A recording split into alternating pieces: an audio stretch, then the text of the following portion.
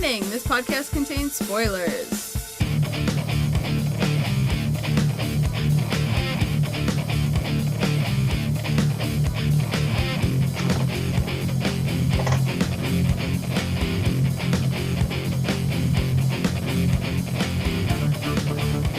Hello everyone, and welcome to the As Seen on TV podcast for Star Wars Rebels Season 3, Episode 15, Trials of the Darksaber. I'm your host, Cleo, and with me I have John and Sam.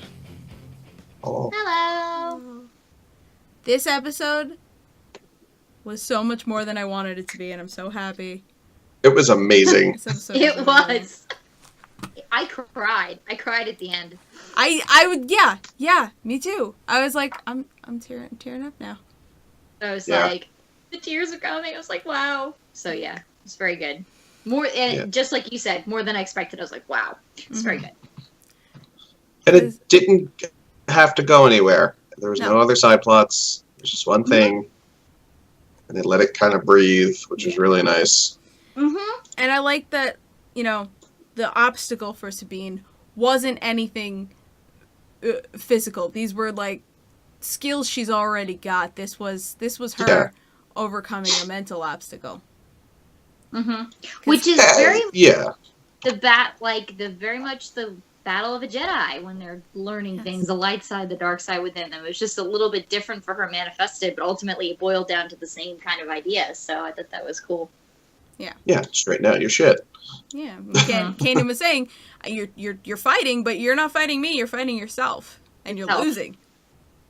Right. Because you don't know what's going on. Well, I also liked that, Hera said to him, it's really good. I thought they did a great job of showing how Kanan really did understand all along, but he wasn't sure how to go about it. But with Hera's guidance, she's like, this is what you need to do for her. Yeah. And Hera can speak to that because she's experienced it herself. She says so. And then she's like, you're letting her kind of get away with it, but not by not allowing her to use the saber itself. Let her use it, and then she'll see how important the gravitas of it. I was like, oh, that was really smart. I was like, I love you. Yeah. Very, very, very. Of course, Hera. Good stuff. Yeah. And using the saber, it wasn't just to realize the importance of the saber, but to connect it to her family and the issues she has with them. Mm-hmm. Yep. But first, you have to respect the stick. Yes. Respect the stick. Was that a Can I just say, no, is that a Rafiki line? What?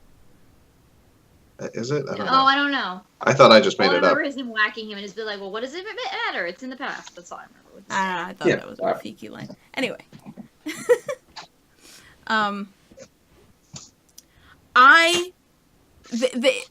Fenrau gave the breakdown of the history of the Darksaber, which was done really cool.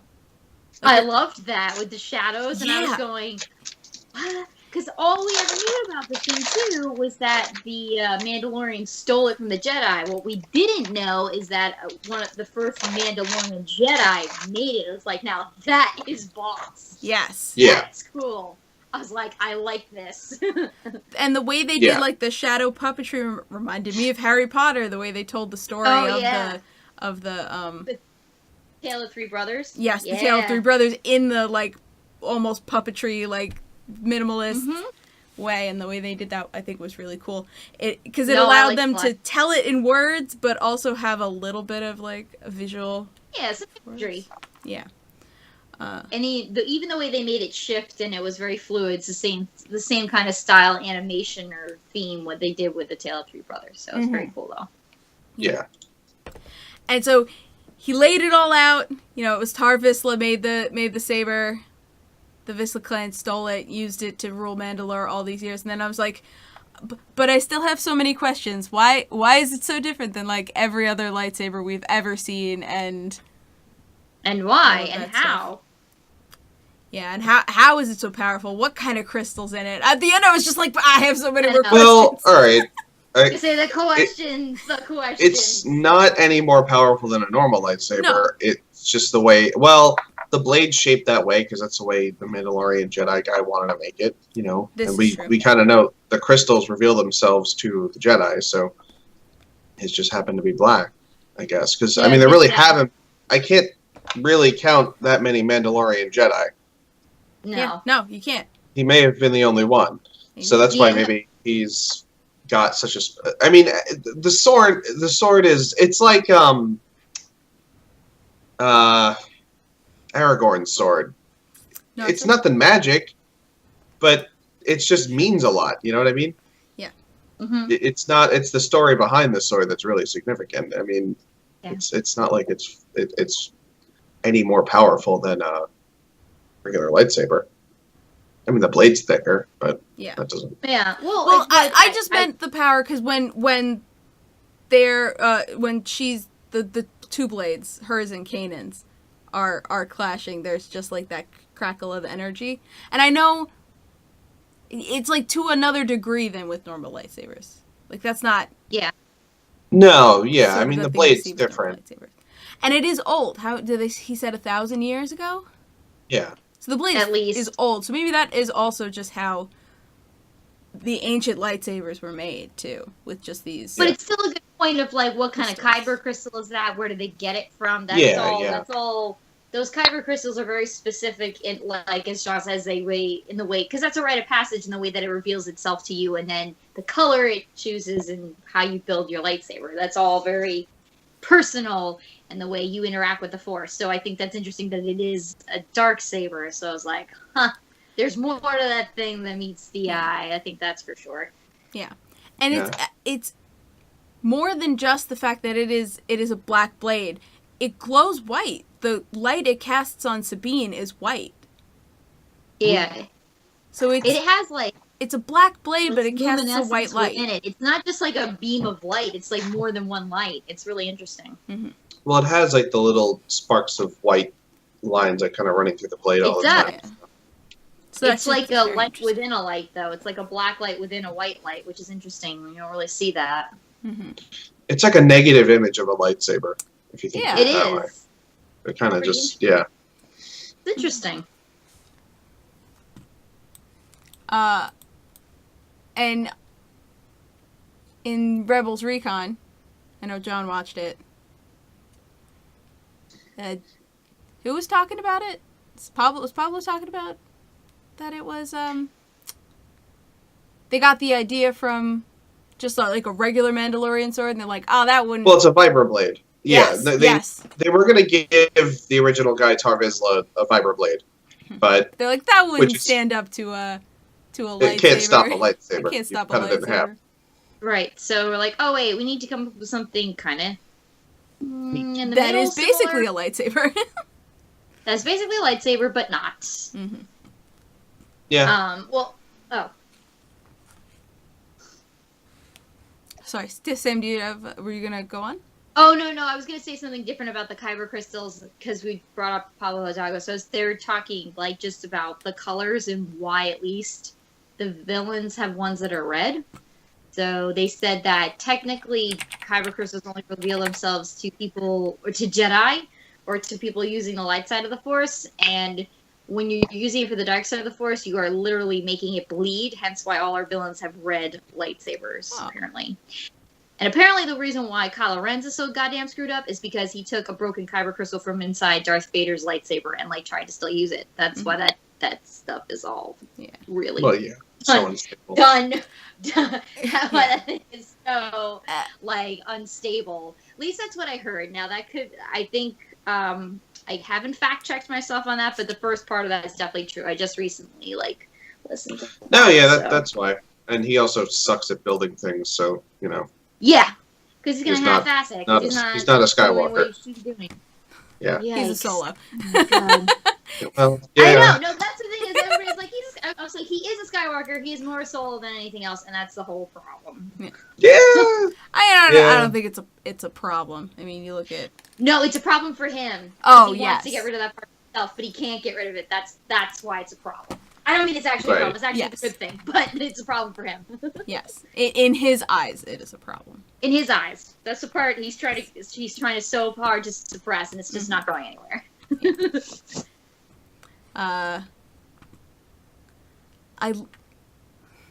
I loved this episode mostly for the fact that there was a lot of the like subtle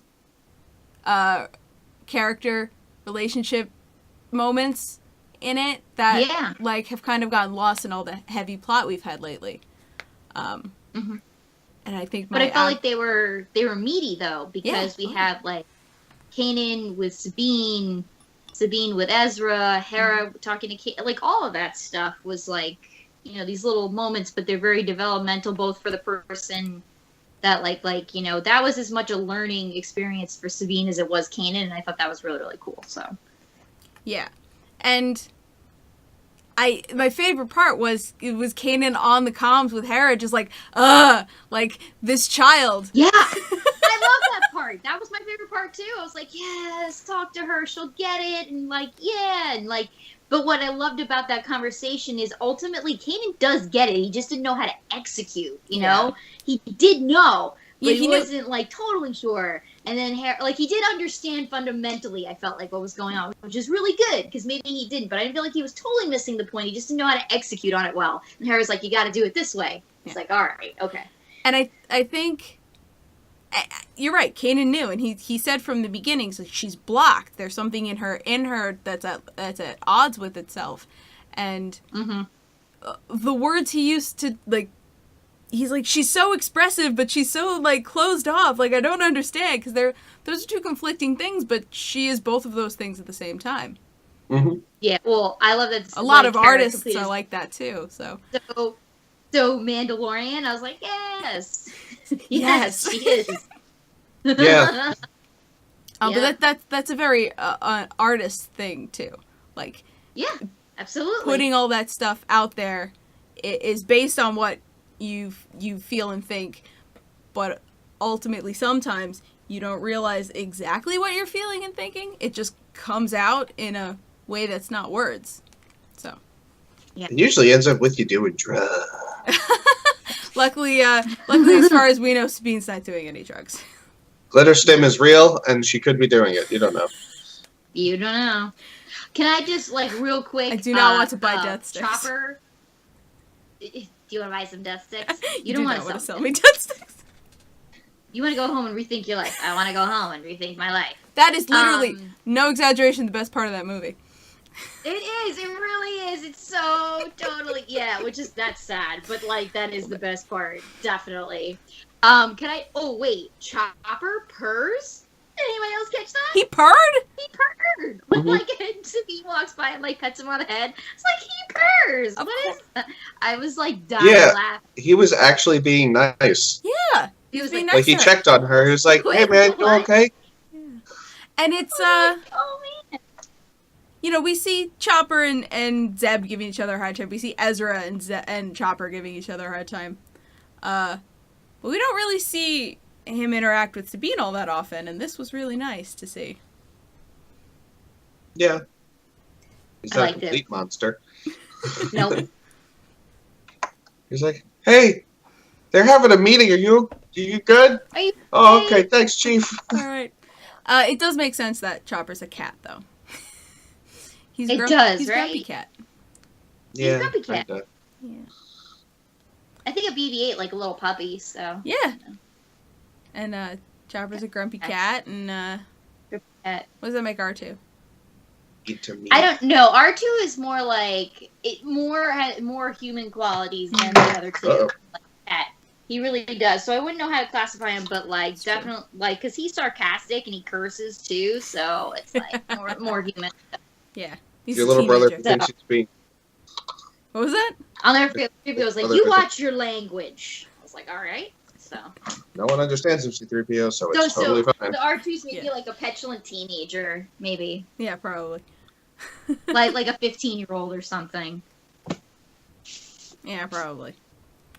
Something along those lines. So I am mad, not mad, but I love that Bendu was in this episode. Sabine she kicked him too. Like she was sitting on him, and then she kicks him and leaves. Yeah, and then it's just he sits up a little bit. It's like Bendu. Bendu only reveals himself to Force users, yes, so she probably didn't even see him. I know she definitely didn't see him. She thought he was a pile of rocks, but I knew it was Bendu as soon as she walked over. I was like, Bendu. I know. And I kept thinking, it was like, oh my god, he should talk to her. He should have a talk with her. And I was like, oh wait, but yeah. And then but I thought it was cool that he popped up like, So Yeah. Well, he's the neutral side of the Force, so he probably was sensing the struggle inside her. Mm-hmm. So. I mean, but I think it was also really cool, like imagery wise, that like during the last part of the episode, Kanan took his mask off. Yeah. And like revealed his eyes during the training. Yeah. Because he was kind of letting himself, like his, he was revealing himself to her so that she could reveal herself to him. Yeah. In a way, and that was really cool and nice. Yeah. And because he was saying, every mistake can cost you a limb, and he was definitely referring to his eyes. Yeah. So I also like when he got a little. I liked how they made it work with like she has those cuffs on, which those are cool. Yes. And then like those little tricks won't save you. They they only work for so long, but ultimately the Mandalorians were defeated. It's like, damn, Kanan, wow. He's trying to get a point across her, but then she used it to her advantage because the thing gets knocked out of her hand. It's like, well, she can't use the Force to call it to her, but she used that. So I was like, now you're getting it. Now you're getting it. It's like, yes. Yes. Gotta think smart. Right. So she gets fake Force pushed. Mm-hmm. And we know from the trailer she has a shield in that cuff and that wrist too, and that gauntlet. And then, all right, she's got to whip in some stun darts. But I mean, Kanan's not wrong. It's like, yeah, they tried that. It didn't work. Did you really think you were going to get me with this? Yeah. Yeah, but Kanan did say you have to use everything, your entire arsenal, all together in order to make this work. And I think that was the first step towards that, was to use the fake Force pushing and pulling with her skills with the saber. And, next episode, she's going to have to add the jetpack and her blaster, and she's going to use it all at once. And the grenades. Everything. Explosions. All the things. Yeah. Well, you know what? Actually, I really liked that they took her through forms. I was like, yes, we've heard about that, but that's never actually been used in canon yet as far as Jedi training in forms, even though that's a thing in I think the expanded universe, but they've never, so I was super excited about that. I was like, yes, forms! Yes! That was really cool. We've seen it to a lesser degree in Clone Wars, though. If we did, then I missed it, because I never, I know maybe they mentioned it, but we never saw it, practice, even though it's been, you need to know your forms as, I think we did. We saw them go through the forms, but they never said position 1, ready position. They never used the words, but we saw them. Okay. Do it like that. So a little vaguer. This one they spelled it out. You're right. Yeah. Which I was like, this is cool. I was super excited about that. I was like, yes. Hilarious. That's the fencing positions. Oh, really? I'm not kidding. Right. Yeah. Wait, I think one is down. 1, 2, 3. I forget exactly, but that's the fencing positions, and you number it. I think it's 1 through 9. Okay. Yeah. There you go. So, and John, you told me that before I sat down to watch the episode, that even Kanan's holding his hand behind his back when he's teaching her, a little bit like you do in fencing. Yep. Right. I was a fencer in college. If anybody didn't know. I appreciate good swordsmanship in movies and TV and stuff, so when it's done you can tell. Yeah. Well, with lightsabers, what's so funny is essentially they are kind of light, but they can be heavy depending upon how you're, and again, that was another cool part, is how he's trying to get her to focus the energy and use it with her, not against her. And he's like, you got to learn how to do that. I was like, and he's like, see, good, it's becoming an extension of you. I was like, oh yes, she's getting it, because that's how that should work. Mm-hmm. So I was very excited. Yeah, because she opened herself up to it. And then it was starting to become lighter, but also the way that they decide to do the kind of the movements with lightsabers is mostly like a broadsword throwing. You're usually using 2 hands. So that's also interesting. Mm-hmm. Well, it's oh god, wait, what? Not a broadsword. There are swords where you can wield it. They're not hand in half swords, but where you can wield it with one hand or two if you choose. Okay. Yeah, that is a hand and a half. That's hand and a half. Sword. Okay. Longsword. Right. Yes. Okay. Yeah. Yes. Oh, so Like like the a longsword instead like of the master sword saber is a hand and a half. a true saber. These are lightsabers. They are different than because a true saber that's one hand. Well, it's got the. I'm sorry. I'm Kanan talking was about using two real life. hands because he didn't want to like knock her over when he swung back. Oh, I yeah, mean, no, that makes sense to me. Well, you were talking, but Christine, you were talking about blades and fencing. Yes.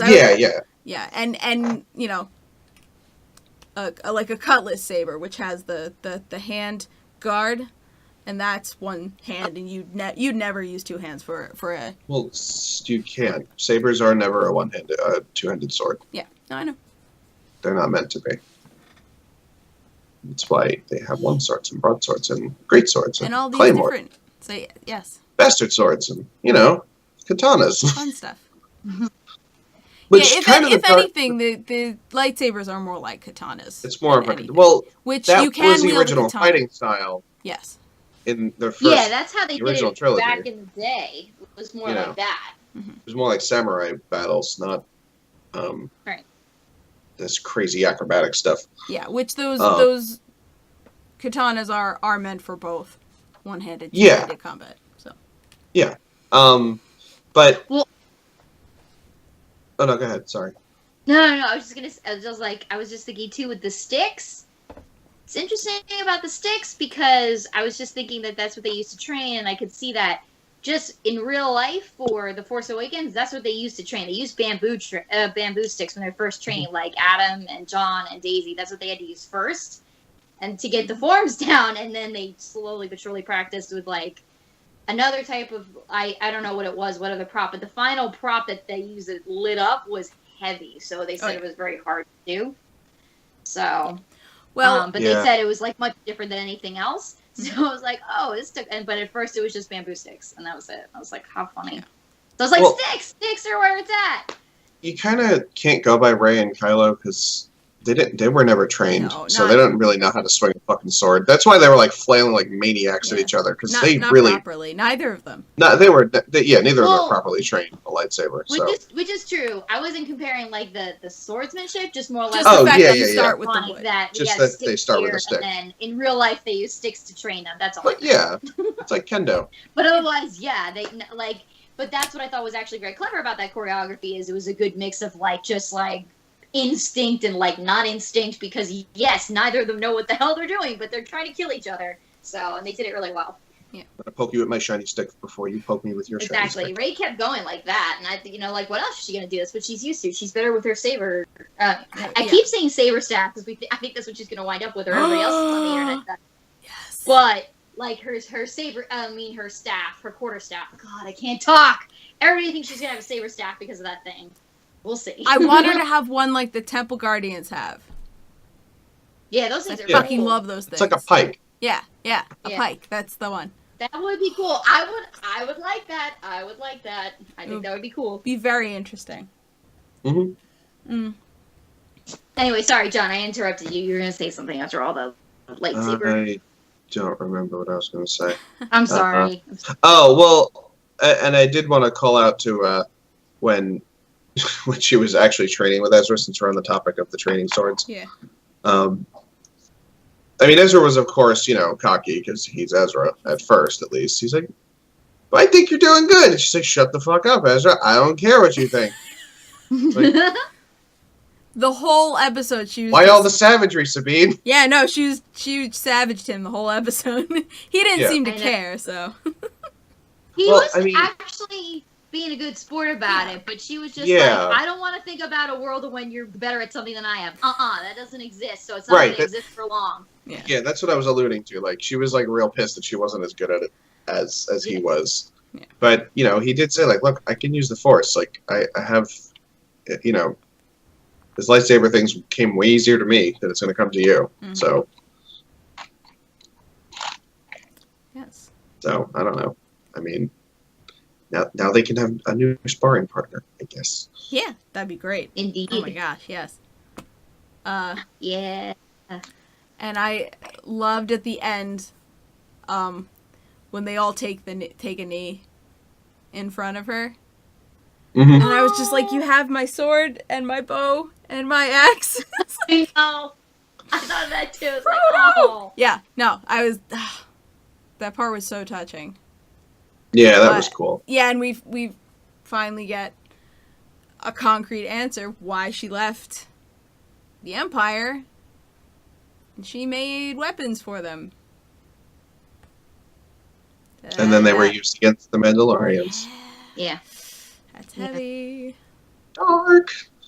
No, I'm not doing this anymore. Her family's like, I think they just were in a bad spot, but they didn't go with her. So that was it. Yeah. I'm like, I thought the first part was already bad because already she feels a lot of guilt over that, and I don't blame her. But then the second part where they kind of like, I don't know if they like the complete abandonment, but the fact that they didn't stand behind her, and when she was trying to write it and do the right thing, and they were just like, no, maybe because they were too afraid, probably. But I was like, well, she betrayed the Empire, and the Mandalorians up to this point have been in the pocket of the Empire. Yeah. And I think you also have to look at her clan, because her clan probably is sitting a little more comfortably than some other clans in the Empire's graces. And so they might be benefiting more than and other clans might be suffering more under those weapons she made. So she's looking at other clans. She's looking at, this is I've uprooted the lives of these other clans, and her family's like, yeah, but we fine. I don't know why you're complaining. Right. Is what I'm guessing happened. That was just what I was assuming. Totally. Yeah. Definitely. So we are going to what do you think she invented? More importantly. I wonder. Insane bombs. That's like all I could think of. She must have just crazy bombs. She made some insane pointy or some insane pointy and shoot weapons. Something. Yeah. Something crazy. But I think bombs are more her style, so yeah. But I really liked that whole end scene too, just in the revelation of how she was like, again, it was very classic kind of, Jedi were like, you're finally revealing that which is inside you that is dark, that you're most afraid of, but like the fact that they were doing it through the fight and like he was drawing it at her, I was like, yes, Kanan, yes, be the Jedi Master, I know you are. And then she revealed it, and then they all took a knee, and I was like crying. I was like, okay, all right. It's alright, fam. I got you, fam. It's like, yeah, no, but he even said, this family will always find. I was like, or something like. I was like, okay, that's nice. I got something. I'm not crying. You're crying. And when Sabine was in her room early in the episode, they showed the painting she made of all of them. Her with her old hair too, and it's just like, the feels. I thought that was adorable too. I'm glad. I wanted to say that and I forgot. Oh, it's so cute. Does she share that room with anyone, or is that just her room? It's just her room. Or does Chopper hang out with her? Chopper might hang out with her. Either Chopper hangs out with her, or I think Chopper. But I thought, I don't know. I thought she. No, I don't know. Because I know Hera and Kanan have their own rooms, and Ezra and Zeb share a room. Yeah. Zeb share a room, so. The two youngest children. Oh, that makes sense. Well. I mean, Sabine's probably younger than Zeb, but Zeb is mentally younger. Mentally, it's mentally about 5. Tiny child. Yes. But next episode is called Legacy of Mandalore. And it seems like this episode is leading right up into that one. Hoping to get her family to help the rebels, Sabine returns home with Kanan and Ezra and finds herself embroiled in her family's power struggle for Mandalore. Ooh. Why didn't Fenrau go with her? Maybe he's got other things to do. Maybe he's got other things to do. And I mean, if Mandalore is ruled by the Empire, maybe Fenrau's making sure the Imperials don't interfere while she's going about Mandalorian business. I guess we'll find out. Before we end, I want to thank a couple commenters who have commented in a couple of the videos that we've done this season. Schwarzer Blitz and Mouse in the Casino. Thank you guys for commenting. And Jacob Salazar, who's in chat right now, calling BB-8 Baby 8, which I, in my head, do all the time because saying BB-8 really fast is like saying Baby 8. All the time I do that in my head. Yeah.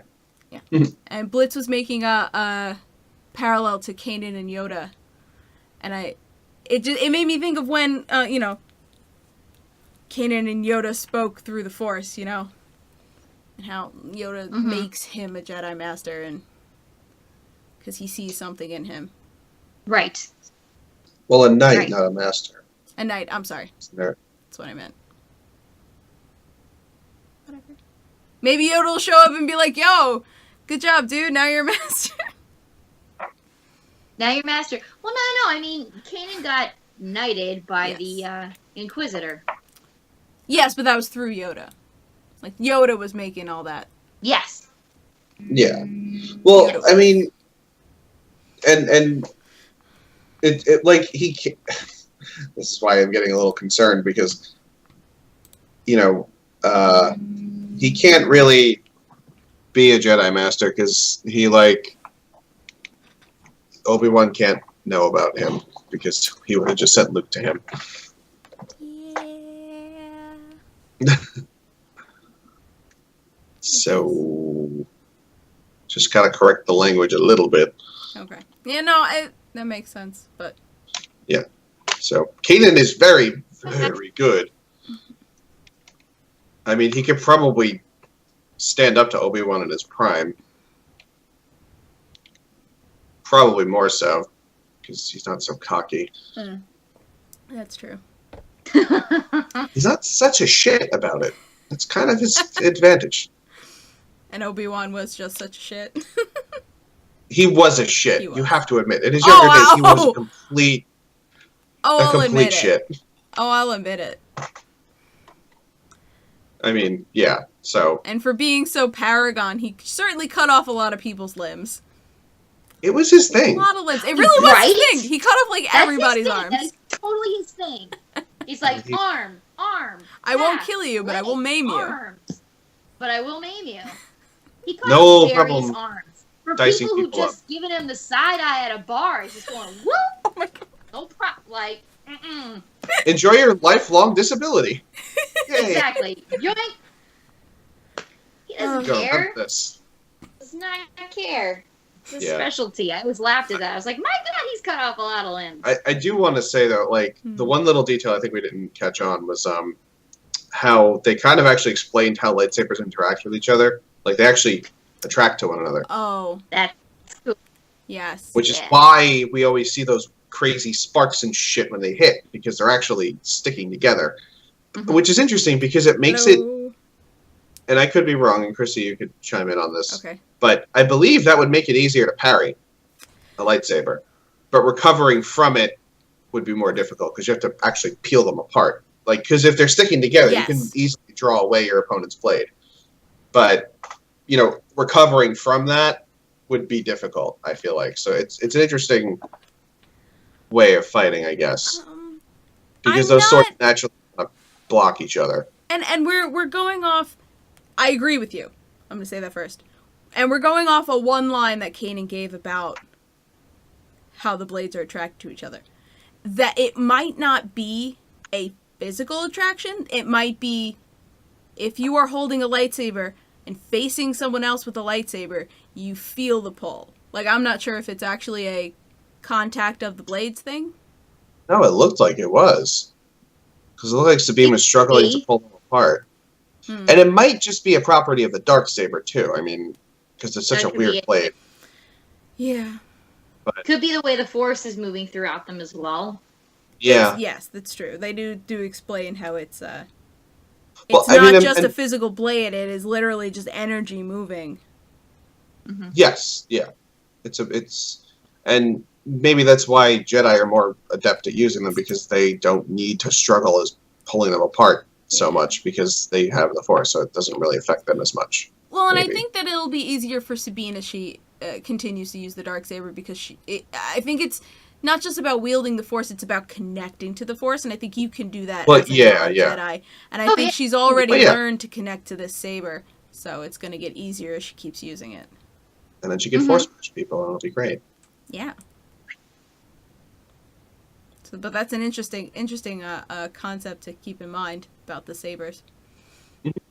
Just thought it was interesting. Very interesting. Yes. So that's it for this episode. Very fucking good episode.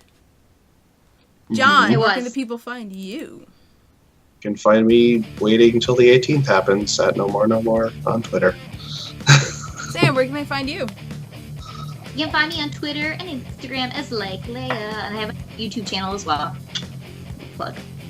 Yes, you can find me at Plug away. Cleomoto. What? I said plug away. Plug away. That's what this is for. Oops. I shut the music off by accident. You can find me at Cleomoto on Twitter, Twitch, and Pinterest. And you can find all of us at ASOTV Podcast on Facebook, Twitter, Gmail, Google+, and right here on YouTube. Follow us for some more podcasts from some of your favorite TV shows, video games, and movies. Until next time. Bye, guys. Later. Or Mandalore. You just wanted to sing over the intro, right? That's what happened. What was that? You just wanted to sing over the intro because it's so good. That's why you restarted the song. Yeah.